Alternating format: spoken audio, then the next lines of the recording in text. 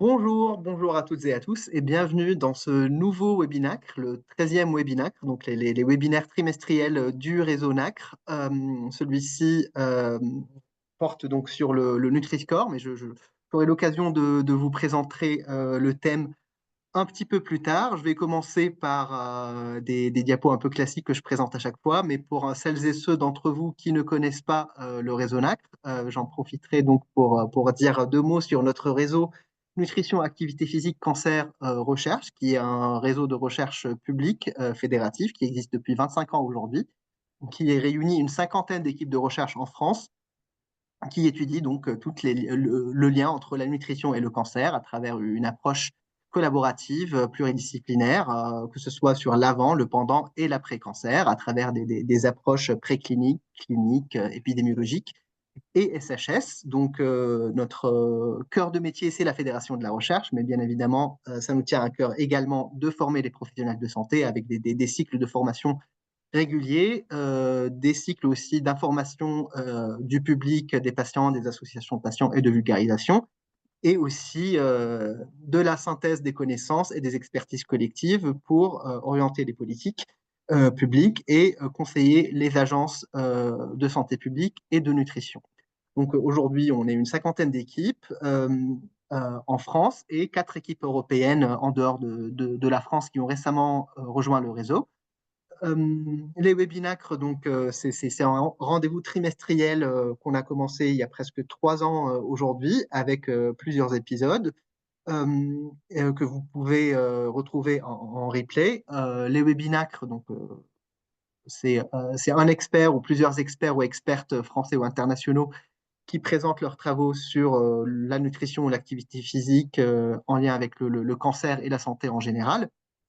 12 webinacres qui sont déjà disponibles en ligne, que vous pouvez donc consulter sur notre site web ou sur notre chaîne YouTube. Donc, avant de passer la parole à nos experts et de les accueillir, juste quelques mots de rappel pour le bon déroulement de ce webinacre. Donc, si jamais vous avez des questions, et vous aurez donc 30 minutes pour poser vos questions à nos deux experts, vous avez l'onglet questions et réponses que vous avez en bas, que je vous invite à utiliser pour poser vos questions. Je vous prie également de ne pas poser vos questions dans l'onglet chat qui ne sera pas modéré, donc vos questions risquent de se perdre.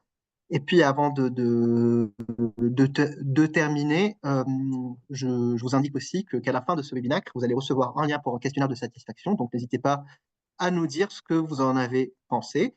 Et donc, je vous souhaite encore une fois la bienvenue. Je vous remercie d'être aussi présent pour ce webinaire d'aujourd'hui où j'ai le plaisir et l'honneur d'accueillir donc les professeurs Chantal Julia et Serge Ackberg. Chantal Julia, donc, qui est professeure de nutrition et de santé publique à l'Université Sorbonne Paris-Nord et à la PHP, le groupe hospitalier Saint-Denis, et le professeur Serge Herbert, qui est professeur émérite de nutrition à l'Université Sorbonne Paris-Nord, qui ont été tous les deux à l'origine de grands travaux sur le Nutri-Score, donc ce logo nutritionnel de santé publique que vous connaissez tous et que vous voyez un peu partout en faisant vos courses. Donc, le but de ce webinaire aujourd'hui, c'est de vous donner les dernières actualités sur le sujet, notamment avec la nouvelle mise à jour, le nouvel algorithme du Nutri-Score, mais aussi vous aider à répondre à certaines questions euh, que vous posez peut-être vous-même, mais aussi vos patients, par exemple, si jamais vos patients vous posent ce type de questions. Donc, avec nos deux experts, vous allez avoir de quoi répondre à ces questions-là. Donc, sans trop tarder, je vais passer la parole à Chantal, que je remercie, et après, Serge prendra la parole, et on passera ensuite donc au temps d'échange qui va durer un peu plus de 30 minutes. Chantal, c'est à toi. Pour cette introduction. Et merci d'être aussi nombreux présents aujourd'hui pour ce webinaire autour du Nutri-Score. Donc, l'idée, c'est de vous présenter d'abord les questions, enfin, reprendre un petit peu l'historique du Nutri-Score, vous donner les points d'appel sur la modification qui a pu y avoir lieu et le processus qui a conduit à cette modification. Et puis, Effectivement, ensuite, Serge prendra la parole pour tout ce qui concerne les éléments de discussion qu'il peut y avoir, les questions que vous pourriez vous poser sur le Nutri-Score.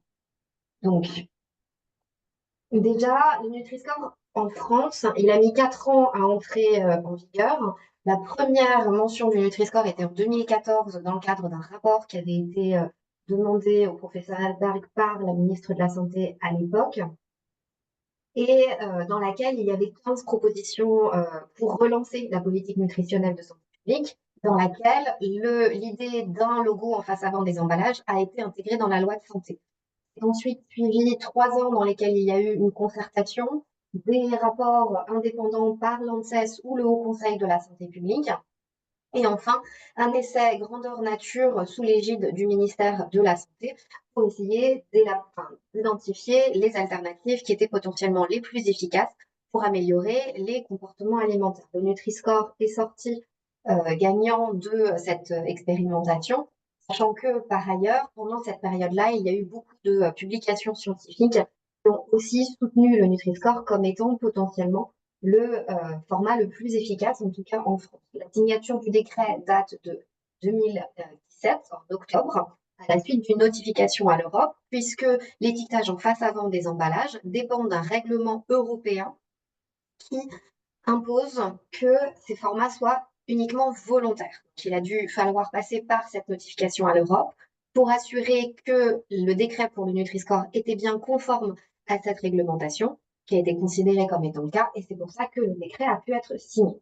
À la suite de la signature du décret, vous voyez, en 2014, il y avait une opposition ferme et massive au Nutri-Score. Au fur et à mesure, il y a eu une modification de la perception de ce format en face avant des emballages, puisqu'il n'y avait que 6 personnes qui avaient signé l'arrêté pour adopter le Nutri-Score au moment où il a été formellement adopté en France. Donc, il y avait 3 distributeurs et 3 industriels.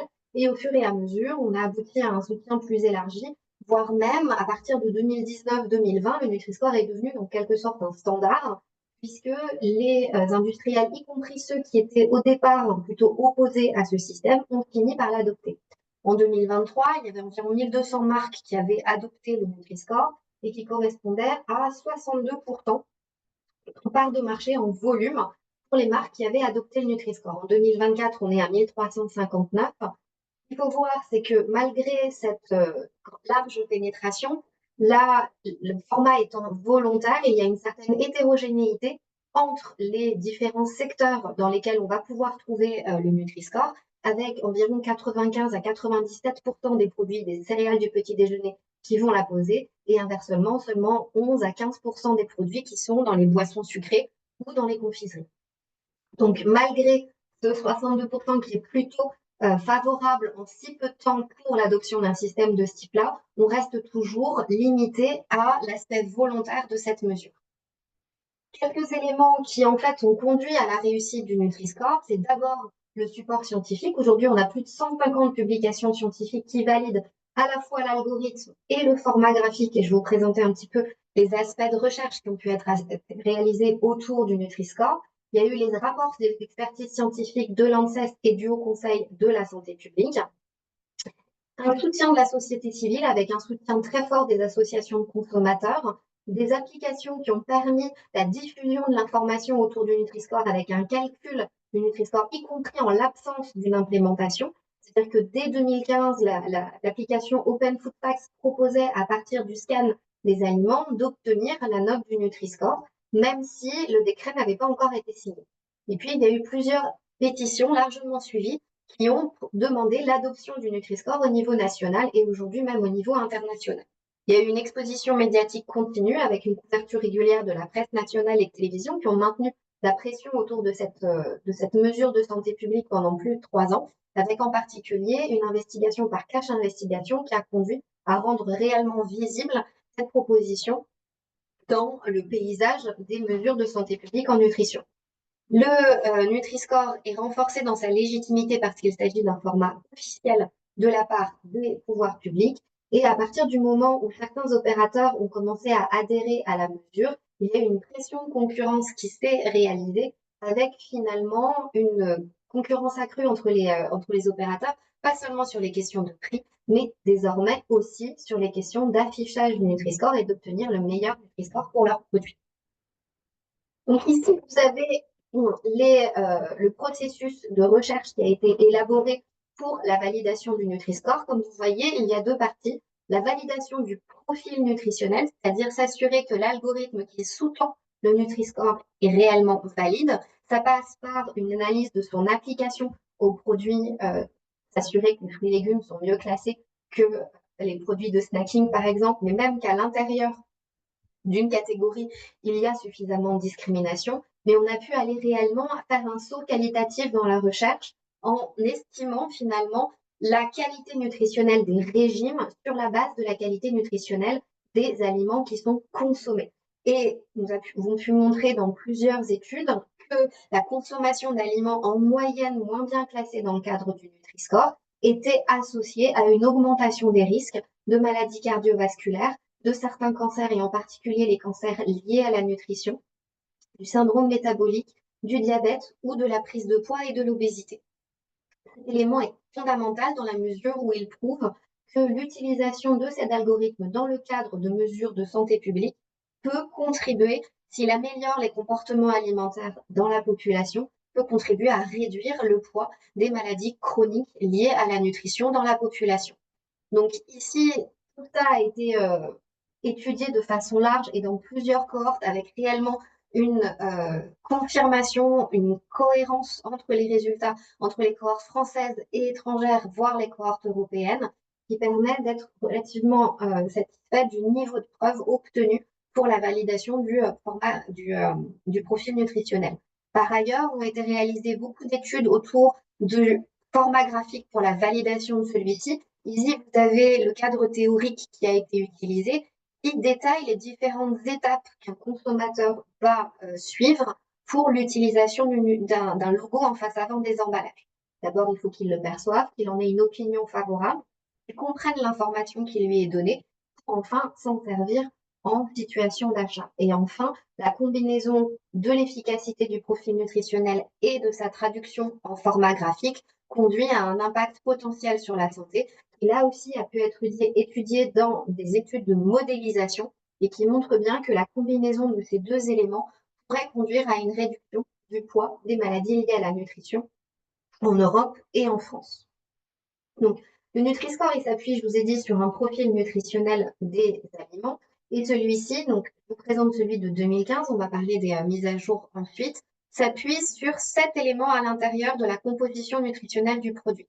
Des éléments plutôt défavorables pour la santé, que sont la densité énergétique, les sucres simples, les acides gras saturés et le sodium, pour lequel il y a une première somme qui est réalisée, qui est ensuite contrebalancée par les éléments plutôt favorables pour la santé, que sont le pourcentage de fruits, légumes, légumineuses, noix et huiles végétales, dans l'ancienne version du Nutri-Score, les fibres et les protéines. La différence entre ces deux points conduit à un score final qui peut théoriquement aller de moins 15 à plus 40, moins 15 pour les produits de meilleure qualité et plus 40 pour les produits de moins bonne qualité. Si on prend le Nutri-Score 2015, on voit que son application aux aliments est cohérent avec les recommandations nutritionnelles, puisque les produits qui sont classés généralement A sont des produits plus favorables à la santé dans les régimes selon les recommandations nutritionnelles, les produits complets, les poissons et en particulier les poissons gras, les légumineuses et les fruits et légumes. Inversement, les produits qui sont à limiter dans les recommandations, les charcuteries, les biscuits, les boissons sucrées, sont plutôt mal classés à l'intérieur du Nutri-Score. À l'intérieur de chacune de ces catégories, il existe néanmoins une certaine forme de discrimination entre les produits d'une même catégorie, puisqu'on voit par exemple le saucisson, il va être classé E, la charcuterie un peu moins salée et un peu moins grasse classée D, et les jambons blancs plutôt classés C. Donc on voit bien que ça permet non seulement de garder une certaine hiérarchie dans la classification des groupes alimentaires à consommer, mais à l'intérieur de ces groupes alimentaires, cela permet d'identifier les produits qui sont de meilleure qualité nutritionnelle. Un petit focus sur les études qui ont été réalisées en association avec la santé. Donc, comme je vous le disais, la consommation d'aliments en moyenne qui sont moins bien classés selon le profil du Nutri-Score est associée à une augmentation du risque de maladies cardiovasculaires, de cancer de diabète de type 2, de prise de poids et d'obésité. Et ça est étudié en France, en Espagne, en Italie et dans l'étude internationale européenne EPIC, avec plus de 450 000 participants. Donc vraiment une cohérence de ces résultats qui montre l'importance que peut avoir finalement l'utilisation de cet algorithme dans des mesures de santé publique. Enfin, le résultat d'un des essais comparatifs qui a été réalisé avec le test des logos qui avait été proposé initialement dans le débat public a pu montrer que le Nutri-Score était celui qui était associé avec la meilleure amélioration de la qualité nutritionnelle globale du panier d'achat et surtout sans perte d'efficacité entre la population globale et les personnes qui ont participé à cet essai, qui avaient les revenus les plus faibles. Donc on peut se dire que c'est une mesure qui ne risque pas d'augmenter, en tout cas, les inégalités sociales de santé. Il n'est pas certain qu'ils puissent les réduire, mais en tout cas, ils ne risquent pas de les augmenter. Contrairement à certains autres formats, comme par exemple le format de type Traffic Light, où il y a une information sur les différents nutriments coloriels pour des contenus en sel, gras, sucre plus ou moins élevés, où là on voit qu'il y a une perte d'efficacité entre la population générale et les personnes qui sont les plus vulnérables au niveau de leurs revenus. Ça, c'est extrêmement important puisqu'on sait bien aujourd'hui que le principal élément dans les politiques publiques, c'est réellement de réussir à réduire ces inégalités sociales de santé que l'on retrouve en nutrition. Donc, un point sur la mise en place du Nutri-Score. Le Nutri-Score a été mis en place en France en 2017, mais depuis, il a été adopté par plusieurs pays au niveau européen, par la Belgique, la Suisse, l'Allemagne, le Luxembourg et les Pays-Bas, qui ont officiellement adopté le Nutri-Score dans le cadre d'une notification à l'Europe. L'Espagne, qui a annoncé en 2018 qu'elle allait adopter le Nutri-Score, même si elle n'a pas encore notifié l'Europe, et un certain nombre de pays qui s'y intéressent, le Portugal, la Finlande ou l'Autriche. Afin de faciliter finalement la mise en place du Nutri-Score au-delà des frontières européennes, au-delà des frontières françaises, pardon, il a été mis en place un comité de gouvernance transnationale du Nutri-Score avec deux entités spécifiques. Un comité de pilotage qui a pour objectif de faciliter l'utilisation du Nutri-Score par les industriels, avec en particulier des règles et des procédures communes. S'assurer que la communication auprès des opérateurs, auprès des consommateurs était harmonisée entre les pays. Et puis, la mise en place de systèmes de contrôle pour s'assurer que l'adoption n'est pas uniquement dédiée finalement à la France, mais que dans chaque pays, il y a bien une autorité compétente chargée du suivi du Nutri-Score. Et enfin, le comité scientifique dans lequel j'ai participé, qui a eu pour mission d'évaluer les évolutions possibles du Nutri-Score pour assurer une meilleure efficacité sur la santé des consommateurs en synergie avec les recommandations nutritionnelles. Le comité scientifique est composé de jusqu'à 14 personnes qui sont 1 à 2 chercheurs indépendants, c'est-à-dire sans conflit d'intérêt avec l'industrie, qui sont nommés par chacun des pays, donc 1 à 2 par pays, qui sont experts soit en nutrition, soit en santé publique, en épidémiologie, en tout cas qui ont pour objectif d'avoir une vision réellement commune autour de l'intérêt et de l'amélioration qu'on peut réaliser autour du Nutri-Score. Globalement, les membres du comité scientifique ont conclu que, en général, le Nutri-Score était plutôt efficace et avait une discrimination cohérente, mais qu'il pouvait y avoir des améliorations dans un certain nombre de catégories spécifiques. Donc, dans les objectifs, il y avait par exemple le fait d'améliorer la classification des poissons gras pour qu'ils puissent être classés au même niveau que les poissons maigres, améliorer la discrimination entre les produits céréaliers complets, riches en fibres, et les produits qui sont raffinés, améliorer la discrimination entre les huiles végétales en fonction de leur composition en acides gras, améliorer la discrimination entre les denrées selon leur teneur en sucre et en sel, et en particulier pour les produits qui sont très riches en sucre et très riches en sel, améliorer la discrimination entre les viandes rouges et la volaille, puisque la plupart des pays ont bien une recommandation de limiter la consommation de viande rouge. Et en ce qui concerne les boissons, le comité a considéré qu'il fallait maintenir l'eau comme la seule boisson pouvant avoir accès à la catégorie A, à reclasser les laits Et en gros, toutes les boissons qui se boivent, tous les liquides qui se boivent, que ce soit le lait, les laits aromatisés, les yaourts à boire, sont classés en tant que boissons. Il fallait permettre une meilleure discrimination entre les produits de lait qui sont aromatisés, sucrés, et ceux qui ne le sont pas.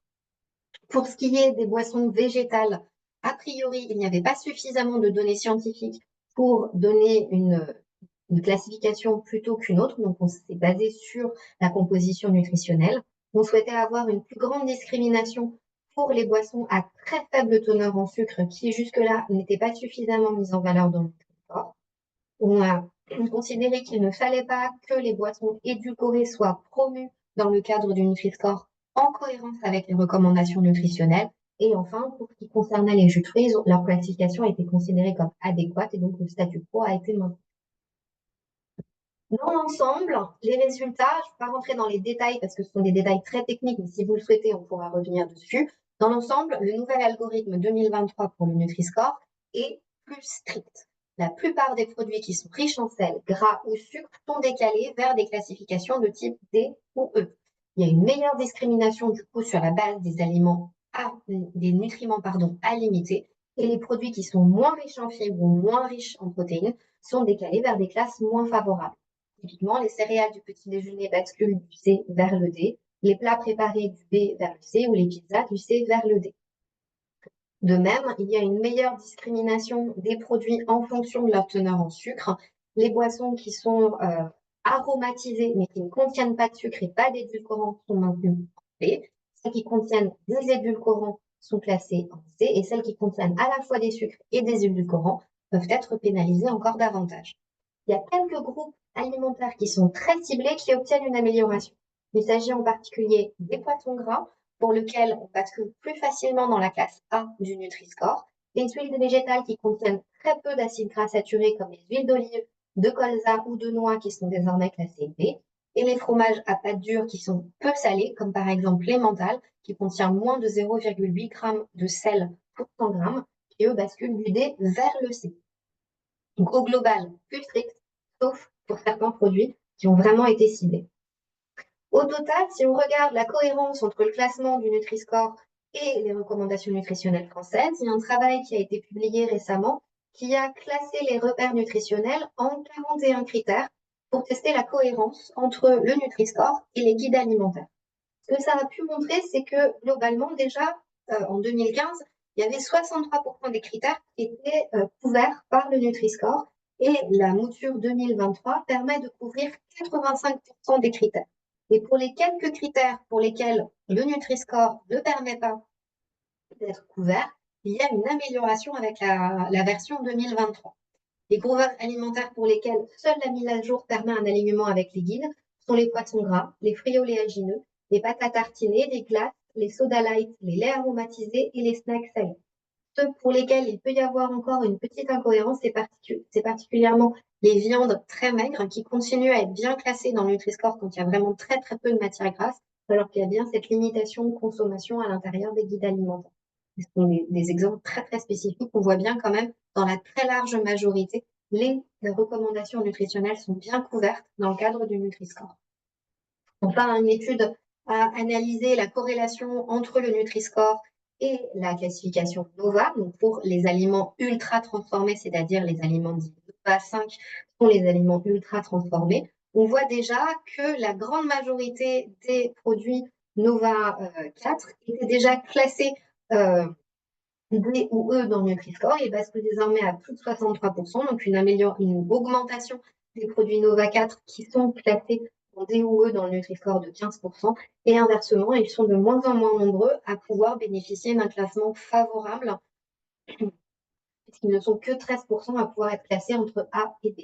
Sachant que les aliments qui sont Nova 4, qui sont classés A et B, sont spécifiquement typiquement des poêlés de légumes, des fruits transformés, donc des groupes alimentaires pour lesquels il y a potentiellement effectivement une décorrélation entre leur composition nutritionnelle et leur degré de transformation.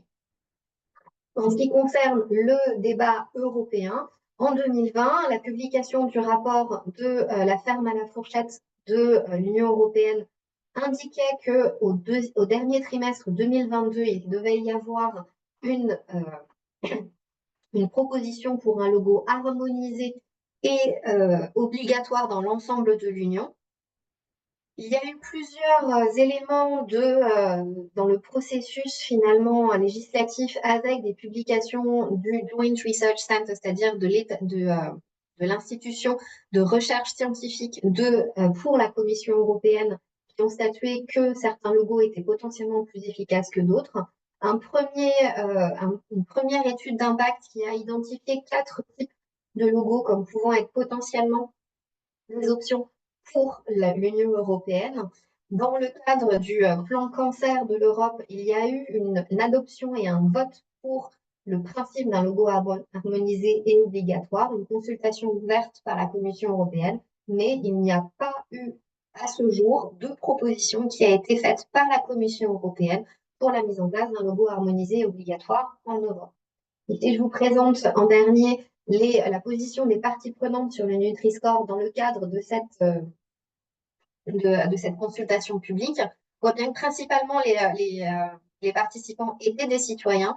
Il y avait des opinions largement favorables par les associations de consommateurs, les scientifiques et les académiques et les citoyens. Inversement, des propositions plutôt défavorables majoritaires pour les industriels et certains secteurs. On voit bien là qu'il y a une opposition entre les secteurs économiques et inversement les positions scientifiques et des consommateurs. Ça peut peut-être être la raison pour laquelle aujourd'hui il n'y a toujours pas eu de décision prise par la Commission européenne vis-à-vis de la mise en place de ce logo, malgré les promesses qui ont été faites en 2020 dans le cadre du rapport Farm to Fork. Donc, j'ai fini pour ma partie. Je laisse Serge présenter désormais la partie sur les questions autour du Nutri-Score. Merci beaucoup. Merci, je vais télécharger ma présentation. Voilà, ça a l'air de fonctionner. Donc, en complément de ce que Chantal vient de présenter. Serge, nous voyons pas. Ah, c'est bon, c'est bon. C'est bon? OK. Donc, je disais qu'en complément de ce que Chantal vient de présenter, je voudrais revenir sur quelques idées reçues, qui sont souvent des idées fausses, mais considérées comme vraies, qui sont parfois des questions tout à fait pertinentes, que chacun a le droit de se poser, mais qui sont parfois récupérées, instrumentalisées sous forme de fake news pour discréditer Nutri-Score. Et en fait, souvent, ces idées reçues reposent sur une difficulté qu'il peut y avoir à comprendre ce que Nutri-Score peut ou ne peut pas apporter. Donc, je voudrais commencer par revenir sur un des points tout à fait fondamentaux, c'est que Nutri-Score n'a pas comme signification, comme objectif d'être un logo binaire destiné à caractériser la valeur santé des aliments de façon absolue et à classer donc des aliments comme sains ou malsains. C'est-à-dire que les produits A et B ne correspondent pas à ce que des produits obligatoirement sains et des produits C, D, E à des produits malsains. Non, Nutri-Score, en fait, avec ces 5 catégories de couleurs, est plutôt destiné à permettre aux consommateurs, comme l'a rappelé Chantal, de comparer sur une base relative la qualité nutritionnelle des aliments, qui sont évidemment des aliments qui sont comparables en termes d'usage ou de consommation, d'ailleurs qu'on retrouve très souvent très proches quand on fait ses courses dans les mêmes rayons de supermarché. Donc, Nutri-Score, ça permet de caractériser les aliments, la qualité nutritionnelle des aliments du plus favorable sur le plan nutritionnel, donc plus favorable à la santé, au moins favorable nutritionnel. Et donc, ça permet de comparer, par exemple, entre elles, les matières grasses ajoutées. On ne dit pas que telle matière grasse est saine et telle autre malsaine, on dit celles qui sont les mieux classées sont de meilleure qualité nutritionnelle à privilégier par rapport à celles qui sont moins bien classées, qui peuvent certes faire partie d'une alimentation équilibrée, mais qui, lorsqu'elles sont classées D ou E, doivent être consommées plutôt en quantité raisonnable, pas trop fréquemment et pas en trop grande quantité. Alors, un autre sujet de discussion, qui est une question là encore pertinente, mais malheureusement parfois instrumentalisée, c'est que, bien sûr, un logo nutritionnel ne peut apporter que ce qu'il peut donner. Il renseigne uniquement sur la composition, sur la qualité nutritionnelle des aliments et ne peut intégrer, jusqu'à ce jour, dans son calcul, les autres dimensions des aliments, l'ultra-transformation, entre autres l'effet matrice et la présence des additifs, des composés néotransformés, des résidus de pesticides. C'est vrai pour Nutri-Score, c'est vrai d'ailleurs pour tous les logos nutritionnels dans le monde, aussi importantes soient-elles, ces dimensions ne peuvent être aujourd'hui intégrées dans le calcul d'un indicateur unique et donc être agrégées dans un seul et unique logo. Toutes ces dimensions sont extrêmement importantes, mais si on ne peut pas aujourd'hui les intégrer dans un algorithme unique, il y a la possibilité d'informer le consommateur en les présentant sous une forme graphique complémentaire au Nutri-Score. Et on peut donc tout à fait, et on doit accepter la notion que ces informations complémentaires figurent de façon différente, séparées, à côté les unes des autres, et qu'on puisse ainsi informer les consommateurs sur l'ensemble de ces différentes dimensions. La composition nutritionnelle avec le Nutri-Score, l'ultra-transformation avec éventuellement, comme on le propose, un bandeau noir qui rappelle que l'aliment est ultra-transformé, et en sachant que pour les pesticides, pour les résidus de pesticides, on dispose du logo de l'agriculture biologique. Donc ça, c'est un élément extrêmement important. On aurait bien sûr aimé agréger toutes ces dimensions ensemble, mais ça n'est pas aujourd'hui possible. Ça fait perdre la signification à chacune. Et ce sont des dimensions qui peuvent agir de façon, avec des effets sur la santé importants, mais passant par des mécanismes extrêmement différents. Mais même si on sait que le Nutri-Score ne renseigne que sur la composition nutritionnelle et doit être complété par d'autres informations, même s'il se concentre uniquement sur l'information nutritionnelle des consommateurs, ça représente déjà beaucoup en termes de santé publique, comme l'a rappelé Chantal, notamment validé par les études de cohorte prospective qui montrent que le seul fait de manger des aliments bien classés par Nutri-Score, indépendamment des autres dimensions, est associé à un moindre risque de maladies chroniques. Donc, cette limite inhérente au logo nutritionnel n'est pas une critique en soi, elle doit être bien comprise sur le fait qu'on ne parle que d'une dimension, santé des aliments, les autres dimensions doivent faire l'objet d'informations spécifiques. Un autre point qui souvent revient, c'est le lien, le rapport par rapport aux recommandations nutritionnelles. Le logo nutritionnel, ça informe sur la qualité nutritionnelle d'un aliment spécifique. On est en termes d'aliments, pas en termes d'alimentation. Les recommandations nutritionnelles qui couvrent ce champ de l'alimentation, c'est une dimension différente et complémentaire. Donc, vous le savez, les recommandations nutritionnelles généralement informent sur ce qu'il faut consommer en termes de larges groupes d'aliments. Au moins 5 fruits et légumes par jour, 2 produits laitiers, pas plus de 500 grammes de viande de boucherie hors volaille par semaine, 2 poissons au moins 1 gras par semaine, limiter la consommation des produits gras sucrés salés, ne consommer pas plus de 5 grammes de sel par jour. Donc, tous ces éléments montrent comment tendre vers une alimentation de bonne qualité nutritionnelle. Mais, ceci a été également rappelé par Chantal dans sa présentation, à l'intérieur des groupes alimentaires, d'un même groupe alimentaire, il y a une grande variabilité en termes de composition, particulièrement si l'on considère la gamme des aliments industriels. Par exemple, si on prend la recommandation de consommer du poisson au moins 2 fois par semaine, bien, le poisson, tel qu'il est présenté au consommateur, peut avoir des différences de composition nutritionnelle extrêmement importantes. Par exemple, le saumon ou d'autres poissons gras, on va le retrouver sous différentes formes. Il peut d'ailleurs ne pas contenir du sel si c'est la forme nature, fraîche ou surgelée, mais brute nature. Il peut contenir un petit peu plus de sel s'il est sous forme de conserve ou contenir des quantités extrêmement importantes de sel, 3 à 4 grammes de sel pour 100 grammes, s'il se présente sous forme fumée, saumon fumé par exemple.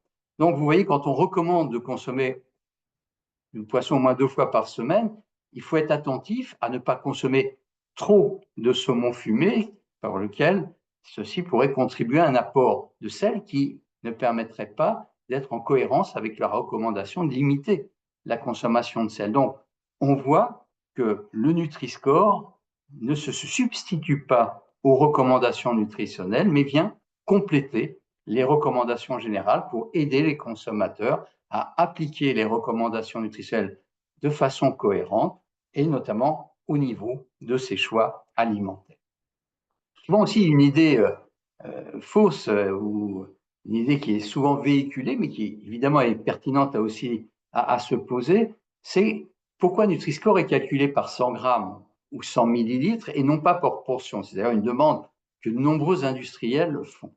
Alors, il y a plusieurs raisons à cela. La première, c'est que les données qui sont disponibles, qui rentrent dans le cadre du calcul du Nutri-Score et qui sont affichées dans le tableau nutritionnel qui est obligatoire par la réglementation européenne et qui figure sur la face arrière des emballages des aliments, eh bien, là, les données qui sont fournies de façon obligatoire pour 100 grammes. C'est-à-dire, nous disposons des données pour 100 grammes. La Commission européenne avait choisi également ce dénominateur. Le règlement d'information des consommateurs offre la possibilité aux fabricants de fournir une information complémentaire par portion.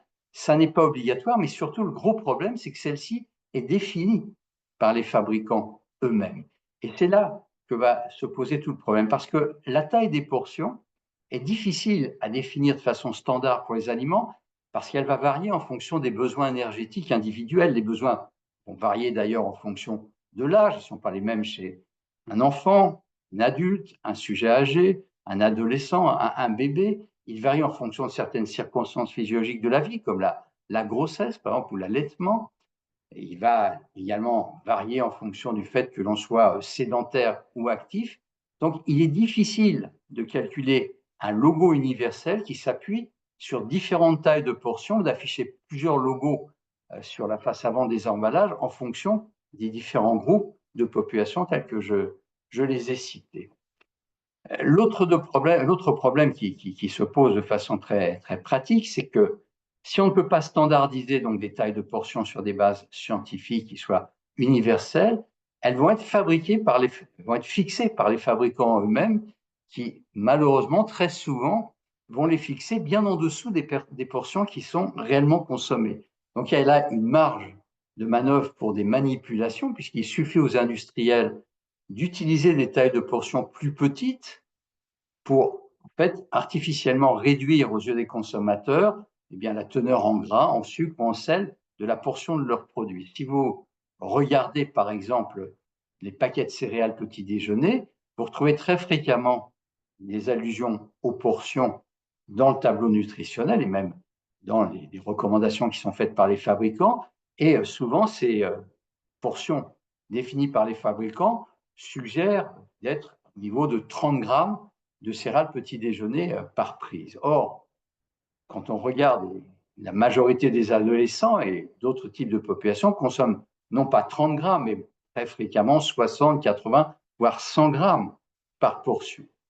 De la même façon, les fabricants de barres chocolatées suggèrent comme portion, lorsqu'il y a 2 barres à l'intérieur d'un sachet de Twix ou de Bounty, de faire le calcul de de recommander une portion sur une des 2 barres. Bon, tous, nous avons consommé parfois ces produits. Quand ils sont ouverts, généralement, c'est rare qu'on se limite à une portion d'une des 2 barres, mais on consomme l'ensemble du sachet, ce qui est évidemment extrêmement différent de la portion recommandée théorique par le fabricant qui a fixé lui-même ce seuil qui l'arrange et qui lui permet de pouvoir pâlir les couleurs de tout logo qui vise à donner une information sur la qualité nutritionnelle. Même s'il était d'ailleurs possible de donner l'information nutritionnelle par portion, ce qui n'est pas le cas, comme je viens de le dire, ça serait très complexe pour le consommateur d'évaluer, lorsqu'il mange un aliment, qu'est-ce que c'est qu'une portion de 35 grammes de mille-molettes ou de 123 grammes de pizza ou 40 grammes de rillettes. Il n'a pas une balance à sa disposition pour faire le calcul. Donc, ça serait extrêmement complexe. Et plusieurs travaux, dont une étude qui avait été faite au moment où les industriels proposaient leur propre logo ENL et World Nutrition Label par portion en 2016, eh bien, cette étude avait montré que c'était contre-productif d'utiliser la taille de portion, qu'ils faisaient pâlir les couleurs et faussement rassurer les consommateurs qui aboutissaient à sélectionner en fait des portions de plus grande taille pour des aliments dont la qualité nutritionnelle n'était pas particulièrement vertueuse, notamment pour les pâtes à tartiner. Donc au total, ce qui est intéressant, c'est que s'il n'est pas possible d'utiliser la référence aux portions pour le calcul d'un logo nutritionnel.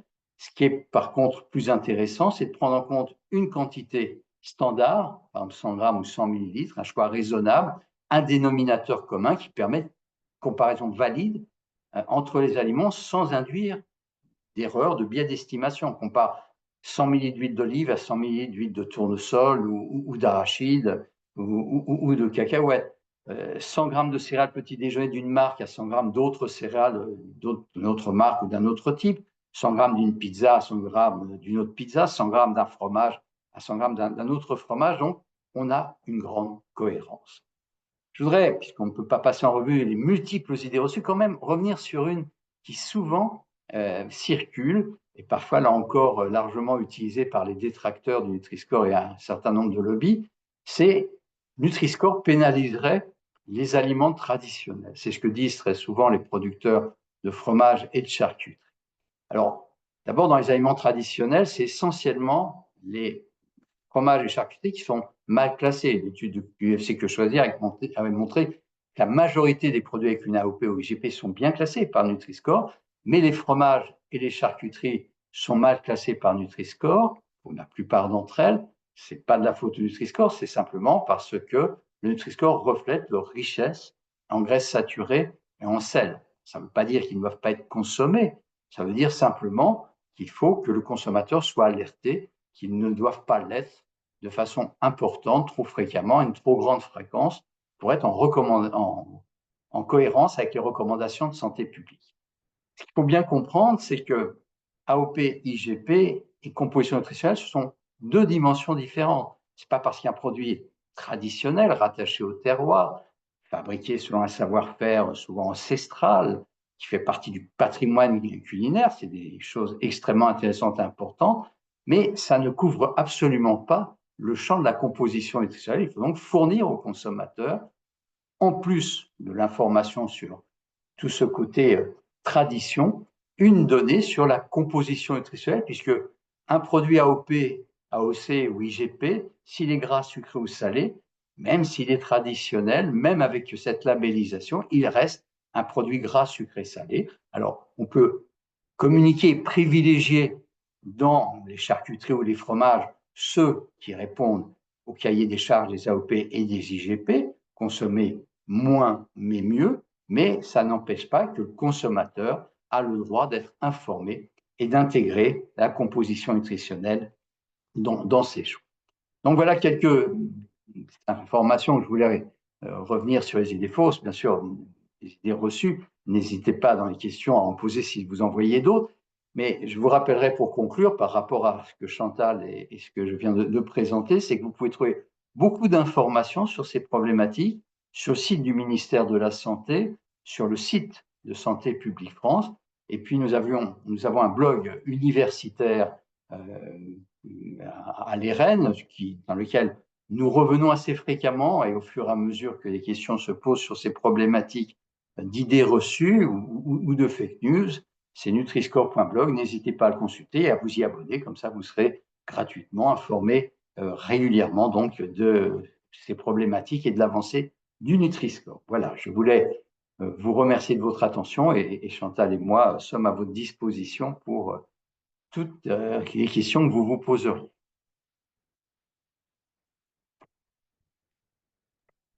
Merci beaucoup, Serge Ericberg. Merci beaucoup, Chantal Julia, pour ces deux présentations très intéressantes, très enrichissantes, qui nous ont permis donc de faire un bilan quasi complet du Nutri-Score depuis son lancement jusqu'à aujourd'hui. Il y a eu déjà quelques questions dans le chat. Chantal était en train de répondre à quelques-unes. Je vais en profiter pour poser d'autres questions. Je ne sais pas comment vous voulez vous répartir, mais voilà, je pose quand même les questions. Serge, tu as évoqué la problématique des aliments plutôt traditionnels, si je puis dire. Donc, Fanny Vasson nous dit est-ce que il serait envisageable d'adapter le Nutri-Score aux problématiques locales de chaque pays? Alors, non, sur le principe, on ne peut pas modifier un aliment à une composition nutritionnelle et on se sert de la composition nutritionnelle.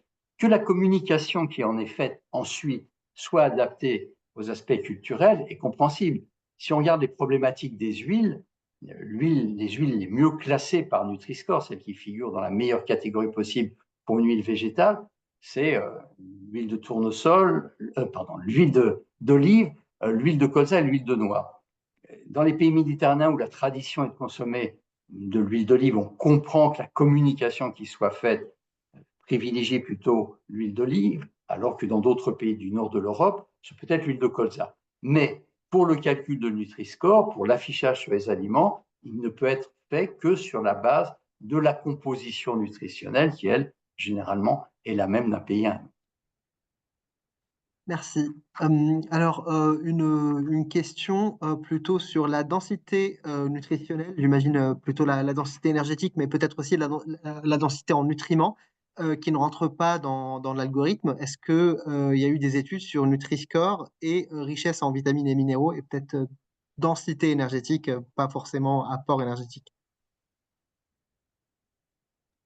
Alors, on a régulièrement cette question autour de la présence de vitamines et minéraux. Donc non, la densité nutritionnelle n'est pas prise en compte de façon directe, elle est en revanche prise en compte de façon indirecte. C'est-à-dire que dans le Nutri-Score, vous avez deux composantes, les protéines qui sont utilisées exclusivement pour être un proxy du calcium et du fer, et le pourcentage de fruits et légumes qui sont un très bon proxy de la présence de nutriments plutôt favorables, vitamines et minéraux. Ce qu'il faut voir, c'est que l'enjeu de la prise en compte de la densité nutritionnelle pose deux problèmes. Le premier, c'est que les données nutritionnelles sur les vitamines ne sont pas obligatoires à l'arrière du paquet, d'une part, et d'autre part, elles ne peuvent être mises que de façon volontaire si cela dépasse une certaine teneur. Ce qui voudrait dire qu'on reposerait principalement sur des données qui ne sont pas disponibles et qui dépendent exclusivement de l'industriel pour leur calcul, qui sont d'ailleurs pour certaines assez chères à calculer ou à mesurer, ce qui crée finalement une perte de transparence pour le Nutri-Score et ça reste essentiel que n'importe qui puisse calculer à partir des données qui sont à l'arrière du paquet. Donc ça, c'est le premier enjeu. Le deuxième enjeu qui est peut-être plus important, c'est qu'à partir du moment où on prend en compte des éléments plutôt favorables, ça veut dire qu'on envoie aussi un signal auprès des industriels qu'ils peuvent ajouter des éléments. Or, la fortification des aliments en éléments nutritionnels de ce type-là n'est pas nécessairement quelque chose que l'on souhaite dans la mesure où on préfère que les gens mangent des produits qui sont non transformés sans être fortifiés pour obtenir les apports dont ils ont besoin en vitamines et minéraux plutôt que de faire appel à des aliments qui sont fortifiés. Donc, c'est les deux raisons pour lesquelles on ne prend pas en compte. En revanche, ce qui est très clair, c'est que la prise en compte de ces éléments de façon indirecte fonctionne assez bien, puisqu'on voit bien que dans le Nutri-Score, ce sont les produits mieux classés sont effectivement ceux qui ont des densités nutritionnelles plus intéressantes. Merci beaucoup, Chantal. Peut-être une question dont pas mal, qui a été posée par pas mal d'auditeurs sur la transparence de ce calcul-là. Qui calcule le Nutri-Score d'un produit? Est-ce que c'est l'industriel qui calcule la notation? Et est-ce que, en tant que consommateur ou consommatrice, on a accès à un calculateur pour pouvoir faire le calcul nous-mêmes? Et quid du nouveau calcul et du nouvel algorithme? Alors, en ce qui concerne le calcul, c'est l'opérateur qui le fait directement parce qu'il n'y a pas de centralisation de calcul. La première chose, c'est que non. Encore une fois, le Nutri-Score, il est basé sur des données qui sont obligatoires et qui sont disponibles à l'arrière du paquet. Ce qui veut dire aussi qu'il peut y avoir des tiers veilleurs, et en général, les associations de consommateurs font ça très bien, qui s'assurent que le calcul n'est pas faux. D'ailleurs, il y a eu plusieurs remontées de bretelles par les associations de consommateurs envers certains producteurs qui s'étaient permis des notations qui n'étaient pas cohérentes avec le calcul du Nutri-Score. Donc, on a ces tiers veilleurs qui sont extrêmement utiles. Et par ailleurs, quoi qu'il arrive, tout ce qui est de l'ordre de l'étiquetage de l'aliment relève de la réglementation INCO, qu'on appelle information aux consommateurs. Et donc, toutes les informations peuvent être vérifiées à n'importe quel moment par la DGCCRF. Et le fait qu'il y ait une non-conformité, y compris pour le Nutri-Score, peut aboutir à des sanctions. Donc, il n'y a pas intérêt à ce que le calcul soit faux, d'abord du point de vue du consommateur, et ensuite, il y a effectivement un cadre légal qui assure que le calcul se doit d'être conforme au cahier des charges. Et pour ce qui est du calculateur, alors je crois qu'il y a un calculateur mis à jour sur le site de Santé publique France, mais surtout, il y a un certain nombre d'applications qui permettent à partir du code barre d'avoir le calcul, et en particulier Open Food Facts, qui est une application, permet d'avoir le calcul du nouveau Nutri-Score pour les produits. Aujourd'hui, le décret d'application pour le nouveau Nutri-Score n'est malheureusement toujours pas signé en France, ce qui veut dire que les opérateurs ont encore la possibilité d'afficher l'ancien ou le nouveau. Il n'y a pas de différence en termes de format graphique, donc on ne peut pas identifier si c'est l'ancien ou si c'est le nouveau. Mais ce qui est sûr, c'est que le calcul est disponible bien en ligne. Serge, tu voulais ajouter quelque chose? Non, je voulais justement confirmer ce que tu as dit. C'est-à-dire, sur le site de Santé publique France, le tableau est extrêmement pratique. On peut, si on a les données qu'on veut vérifier, rentrer ces données. Et si, au moment de ces courses, ou si on va voir, indépendamment de faire le calcul soi-même les données, c'est vrai que l'application d'Open Food Facts le permet. Alors, juste un point, c'est que il est prévu dans cette période de transition entre le nouveau Nutri-Score attendu dès que l'arrêté interministériel sera signé et l'ancien, une période donc de transition dans laquelle on pourrait avoir dans les rayons les deux versions anciennes et nouvelles qui cohabitent. Alors, il est recommandé quand même aux industriels d'utiliser un petit bandeau bleu marqué « Nouveau calcul » qui devrait permettre d'éviter la confusion pour le consommateur qui peut parfois, dans cette période de transition qui va durer quelques jours pour certains produits, quelques semaines, voire quelques mois pour des produits qui ont des stockages importants au niveau des magasins, une confusion qui peut être gênante. Donc, on peut vérifier à tout moment le calcul grâce aux applications et grâce au site et au tableur de Santé publique France. Merci beaucoup. Une petite question sur le phénomène de l'opt-in pour les produits transformés, vu qu'on voit pour le moment pas le Nutri-Score sur des produits bruts et ça pourrait donc encourager certains consommateurs à aller vers des produits transformés. Où est-ce qu'on en est pour l'affichage du Nutri-Score sur les produits bruts? Alors, il y a un grand travail qui a été mené de cadre législatif, administratif par le ministère de la Santé, en collaboration avec les autres ministères concernés, le ministère de l'Agriculture et de l'Économie et des Finances. Il y a maintenant une méthodologie qui existe. Elle va être annoncée très prochainement sous forme donc d'une expérimentation qui va durer 2 années, avec donc la possibilité pour d'un affichage pour les produits vendus en vrac d'une façon générale, donc bien sûr une grande partie des produits bruts. Il y a bien sûr quelques complexités au niveau des produits traiteurs, par exemple. C'est pour ça que cette expérimentation va permettre de tester la faisabilité par les fabricants, les distributeurs, donc tous ceux qui vendent ces produits, d'avoir cet affichage, qui ne sera bien sûr pas sur un emballage, puisque par définition, ils n'en ont pas, mais soit sur les rayons, soit sur les fiches de prix. Et au bout de 2 ans, sera fait un bilan pour voir les limites, éventuellement les difficultés, pour affiner les choses. Donc en 2025, on devrait voir, notamment sur les fruits et légumes, les viandes, les poissons vendus donc de façon brute, ce nouveau Nutri-Score. Merci. Une question plutôt pratico-pratique. Il y a 62% aujourd'hui des marques en volume qui utilisent le Nutri-Score. Qu'est-ce qu'on peut faire pour encourager les autres marques à afficher le Nutri-Score? Et est-ce qu'il y aurait un objectif, on va dire comme un objectif vaccinal en guillemets dans la population pour que tant de marques puissent afficher le Nutri-Score pour qu'on puisse atteindre l'objectif de santé publique nutritionnelle? Alors oui, pour être optimal et pour être particulièrement utile aux consommateurs, il serait nécessaire que le score soit affiché sur l'ensemble des produits.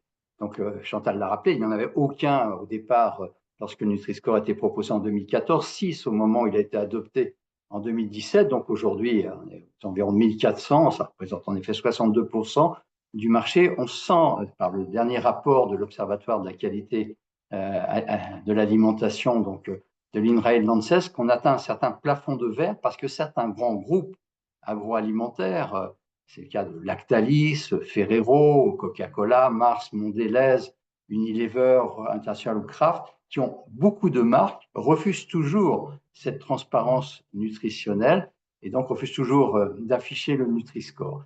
Donc, la seule façon de forcer la main, c'est, on peut déjà jouer sur la pression des consommateurs, hein, qui peuvent faire connaître leur volonté, leur souhait que ces produits soient affichés, mais pour être vraiment efficace, il faudrait rendre obligatoire le Nutri-Score. C'est ce que l'on espérait dans le cadre de la stratégie Farm to Fork annoncée en 2020, puisqu'un logo nutritionnel, ceci a été rappelé également par Chantal, devait être choisi en 2022 pour être obligatoire dans les 27 pays de l'Union européenne et forcer un peu la main aux industriels qui refusent cet affichage. Ça n'a pas été fait en 2022, ni en 2023, ni en 2024, et ça n'est pas à l'agenda récemment annoncé par le commissaire à l'agriculture, Christophe Hansen, pour 2025. Donc, si l'Europe ne modifie pas sa réglementation pour permettre aux États membres de rendre le Nutri-Score obligatoire, eh bien, ce sera aux États de prendre les décisions, de mettre en avant l'intérêt de la santé publique et de transcender peut-être la décision, l'absence de décision de la Commission européenne et donc de l'Europe et de le rendre obligatoire. C'est un travail qui est mené aujourd'hui avec un certain nombre de parlementaires pour voir de quelle façon, puisque l'Europe a cédé au lobby et n'a pas fait ce choix, la France et les autres pays de la gouvernance transnationale pourraient décider de le rendre obligatoire. Merci. Il y a pas mal de questions sur l'aspect transformation des aliments, mais aussi l'aspect additif alimentaire, etc. Donc avec plusieurs personnes donc, qui nous posent la question de cet aspect transformation, cet aspect additif alimentaire qui sont là pour remplacer certains ingrédients qui sont un peu plus chers. Donc on a Caroline, par exemple, qui nous dit que c'est un peu étrange de ne pas vouloir considérer cette dimension, et quid aussi de l'aspartame qui maintenant est prise en compte pour les boissons édulcorées. Comment faire la part des choses entre la transformation, les édulcorants et les additifs avec la qualité nutritionnelle? Alors, comme on a pu le montrer, alors aujourd'hui, on a suffisamment de recul scientifique pour pouvoir dire seulement que la qualité nutritionnelle des produits que l'on consomme, d'une part, et la transformation des aliments, ou plutôt la consommation d'aliments ultra transformés, d'autre part, sont tous les deux indépendamment associés à la santé. En revanche, aujourd'hui, on n'est pas en mesure de pouvoir qualifier la part de l'un et de l'autre par rapport à la santé. On ne peut pas dire il y a 50% des additifs. 50% c'est lié aux additifs, 50% c'est lié à la qualité nutritionnelle des produits. Donc aujourd'hui, on ne peut pas combiner ces deux indicateurs dans la mesure où il existe et il existera toujours des produits en moyenne qui sont classés dans le même sens. Les aliments ultra transformés sont plutôt de moins bonne qualité nutritionnelle. Effectivement, il existe des aliments qui sont non transformés, mais dont la qualité nutritionnelle est tout de même médiocre. Le beurre, c'est quand même principalement des acides gras saturés. Le sucre est un aliment non transformé, ça reste du sucre, quoi qu'il arrive. Donc la composition nutritionnelle reste importante à prendre en compte. Donc aujourd'hui, malheureusement, on ne peut pas combiner les deux aspects ensemble, ce d'autant qu'il n'existe pas. Alors ça, c'est plutôt sur le plan réglementaire. Il n'y a aujourd'hui malheureusement pas de définition réglementaire sur laquelle on puisse s'appuyer pour mettre en place une politique de ce type-là. Ça ne veut pas dire que dans l'avenir, on ne sera pas en mesure de le faire. C'est probablement la prochaine frontière. Mais si je peux compléter juste, parce que c'est vraiment une question très fondamentale, elle revient, mais elle a une légitimité à être posée. Chantal l'a rappelé, ce sont deux dimensions indépendantes.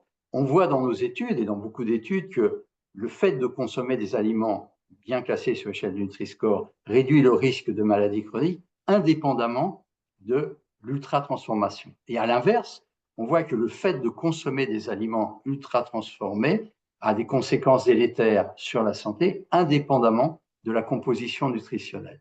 Donc, on a bien sûr deux dimensions qui sont tout à fait complémentaires. Chantal l'a rappelé, quand même 87,5% des produits ultra transformés sont classés C, D, E, donc il y a une certaine cohérence.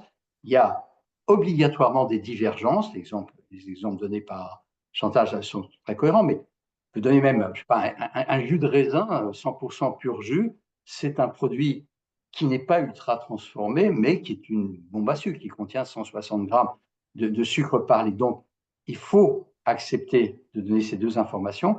Et c'est vrai que tant qu'on ne peut pas les donner de façon unique, au travers d'un logo simple qui agrégerait ces deux dimensions, on peut les donner, c'est ce sur quoi je vous montrais cet exemple de ce bandeau noir, sous une forme graphique qui permet de dire voilà ce produit ultra transformé, il vaut mieux en réduire la consommation, et voilà ce produit a une composition nutritionnelle peu favorable à la santé, il vaut mieux en réduire sa consommation. Donc il faut qu'on donne les informations, mais ce n'est pas de gaieté de cœur qui n'ont pas été mises dans le calcul du Nutri-Score, dans aucun logo, et si ça avait été possible, on l'aurait fait, l'OMS, les organismes internationaux l'auraient fait, mais aujourd'hui, ça n'est pas possible. Donc, il faut accepter l'idée de fournir ces deux informations complémentaires séparément pour permettre aux consommateurs d'avoir un choix réellement éclairé, pour ne pas consommer trop de produits ultra transformés et choisir plutôt des aliments de bonne qualité nutritionnelle, de bonne composition nutritionnelle.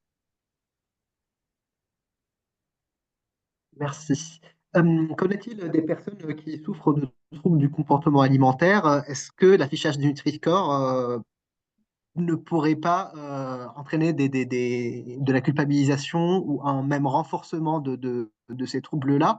Est-ce qu'on peut se dire, bon, bah, on sacrifie, entre guillemets, cette limite-là avec tout le gain qu'on va avoir au niveau de la population, ou est-ce qu'il y a des études ou des recommandations spécifiques pour les personnes avec un trouble du comportement alimentaire? Alors, globalement, il n'y a pas d'études spécifiques qui aient été faites sur les personnes qui ont des troubles du comportement alimentaire.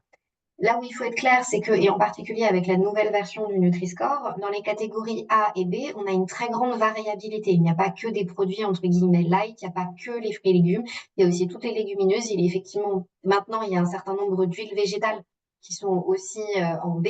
Donc, il y a tout de même globalement, dans ces catégories plutôt bien classées, il y a toute la variabilité qui permet d'avoir une alimentation équilibrée. En ce qui concerne les troubles du comportement alimentaire, malheureusement, j'ai peur que ces personnes-là n'aient pas attendu le Nutri-Score pour avoir des signaux qui indiquent quels sont les produits enfin, à consommer et les produits à ne pas consommer.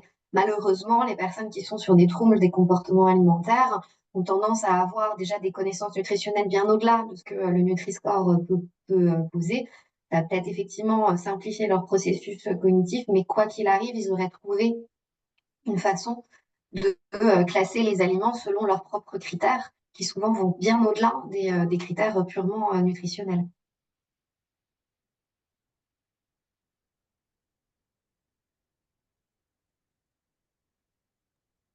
Merci Chantal. Encore une question sur l'affichage du Nutri-Score par rapport au choix des consommateurs.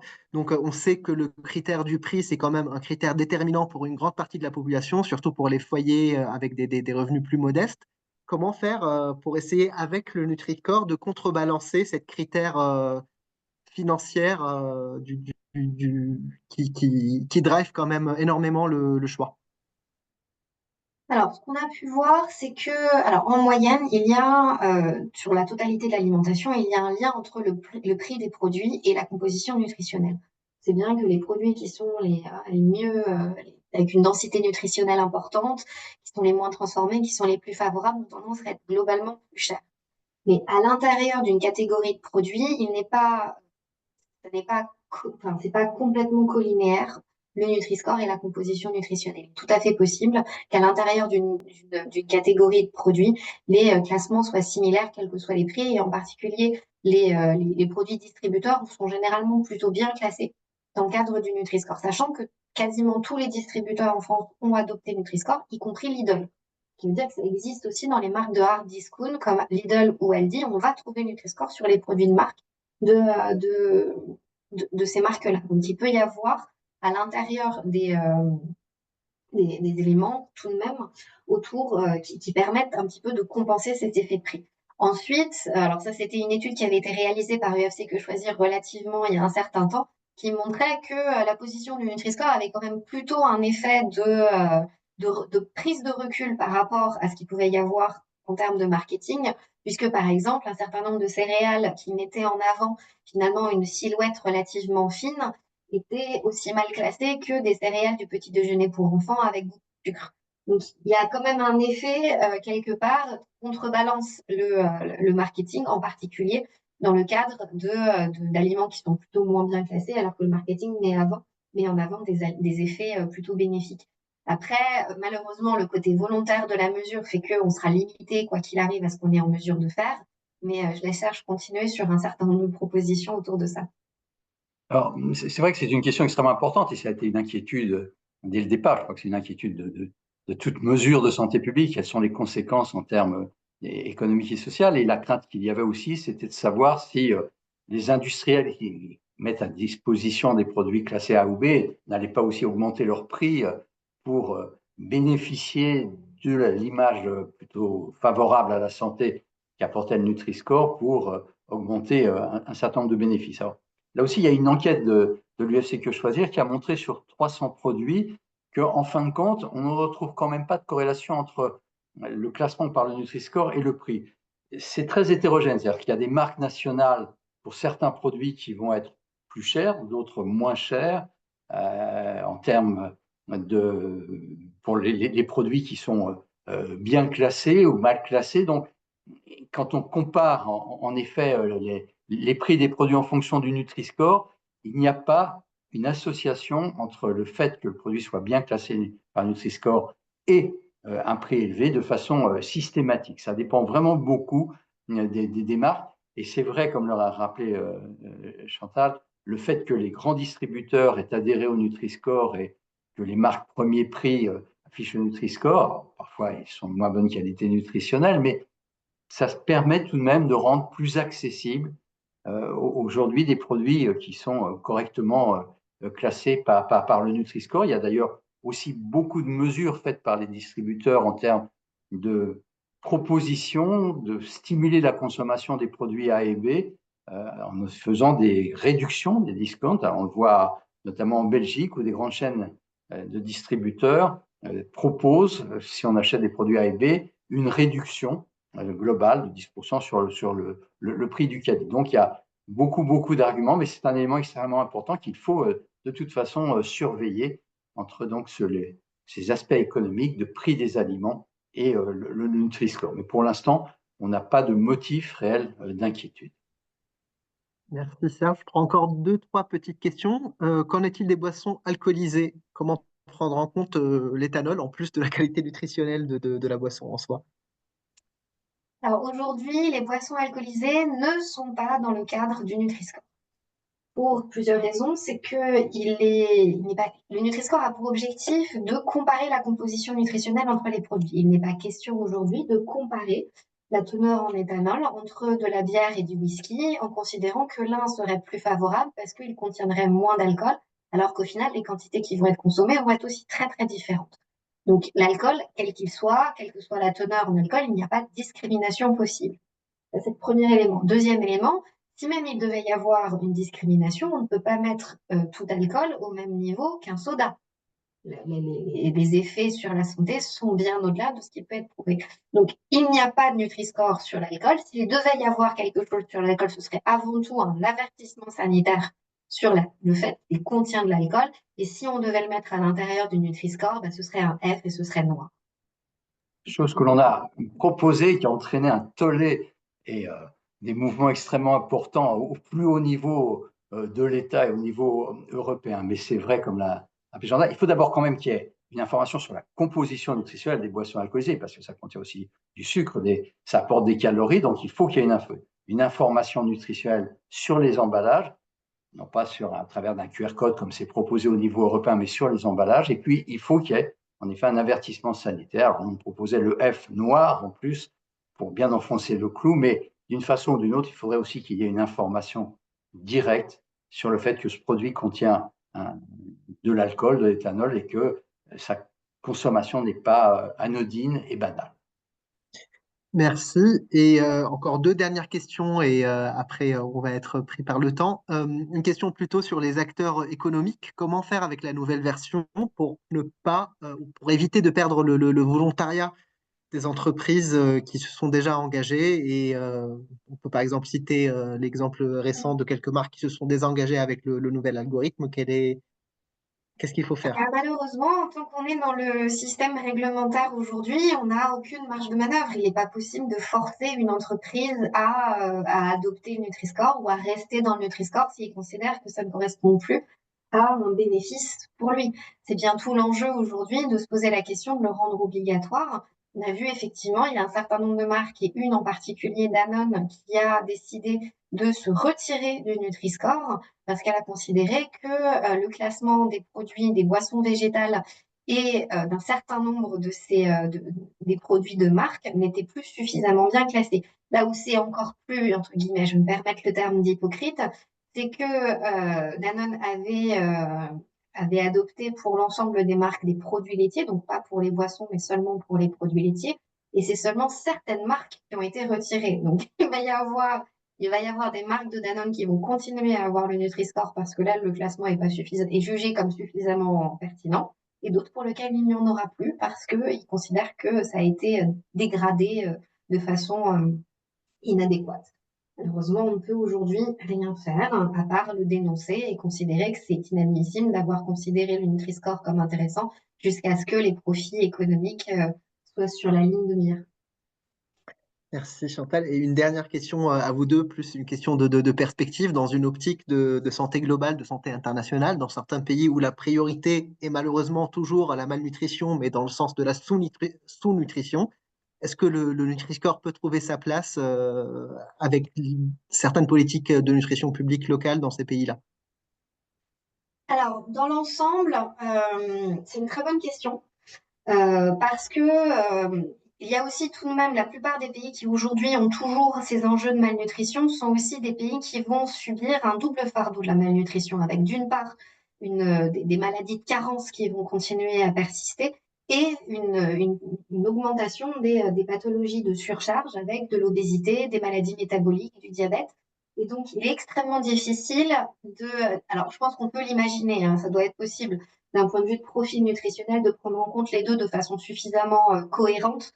Mais l'enjeu aujourd'hui, c'est pas seulement, on pourrait créer un profil nutritionnel spécifiquement pour la malnutrition et un spécifiquement pour, enfin, plutôt celui qu'on a aujourd'hui qui est plutôt adapté pour les maladies de surcharge. L'enjeu, c'est de réussir à combiner des systèmes qui permettent de répondre aux deux enjeux en même temps.